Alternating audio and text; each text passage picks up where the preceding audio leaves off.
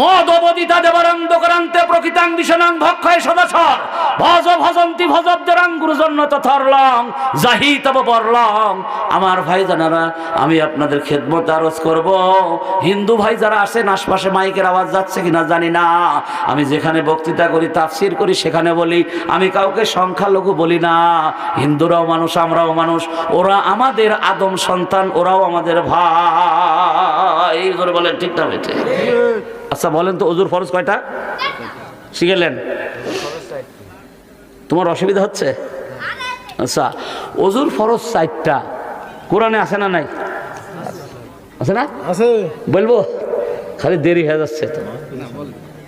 ইয়া আইয়ুহাল্লাযীনা আমানু ইযা কুনতুম ইলা সলাতিল ফাগসিলু উজুহাকুম আইদিয়াকুম ইলাল মারাফিকি ওয়ামসাহু বিরুসিকুম আরজুলাকুম ইলাল কাবাইন।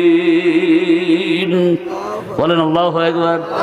আল্লাহ রাব্বুল আলামিন বললেন, ও ঈমানদারেরা, তোমরা যখন নামাজের দিকে যাবা, তোমরা যখন নামাজের দিকে যাবে, যখন নামাজের সময় হবে, ইয়া আইয়ুহাল্লাযিনা আমানু, হে ঈমানদাররা, ইজা মানে যখন, কুনতুম মানে তোমরা, যখন তোমরা, কুনতুম ইলা সলাতি নামাজের দিকে যাবা, ফাগসিলু ধৌত করো, উজুহাকুম মুখমণ্ডল, আইদিয়াকুম দুই হাতের কেনি সহ, ওয়ামসাহু বিরুসিকুম মাথা মাসিও করো, আরজুলাকুম ইলাল কাবাইন দুই পায়ের টাকনি সহ ধৌত করো।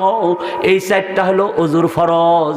আমি আপনার বিবেকের কাছে জিজ্ঞেস করছি, ভাইরা মেহেরবানি করে বলেন, ওযুর ফরজ 4টা যদি একটা বাদ যায় তাহলে কি ওযু হবে?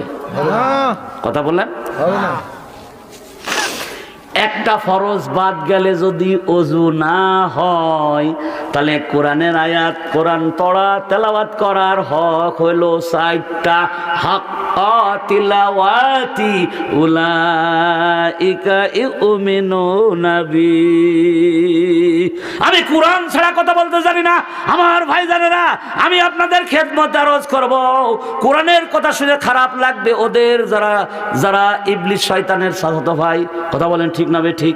যারা ফেরাউনের দোসর, যারা আবু জাহেলের খালাতো ভাই, আবু জাহেলের রক্ত যার শরীরে আছে, তারই কোরআনের কথা শুনে রাগ হবে। কথা বলেন ঠিক না বে ঠিক? তাহলে কোরআন তেলাওয়াতের হক কয়টা? 4টা। মা বোনেরা কান লাগান, এরা তো জানে না। কষ্ট পাচ্ছে? আল্লাহ না করুক আমার ভাইজান মারা গেছে, আমার বাবু ভাই যদি আজ রাত্রে মারা যায়, কষ্ট পাচ্ছেন? আমি উদাহরণ দিচ্ছি।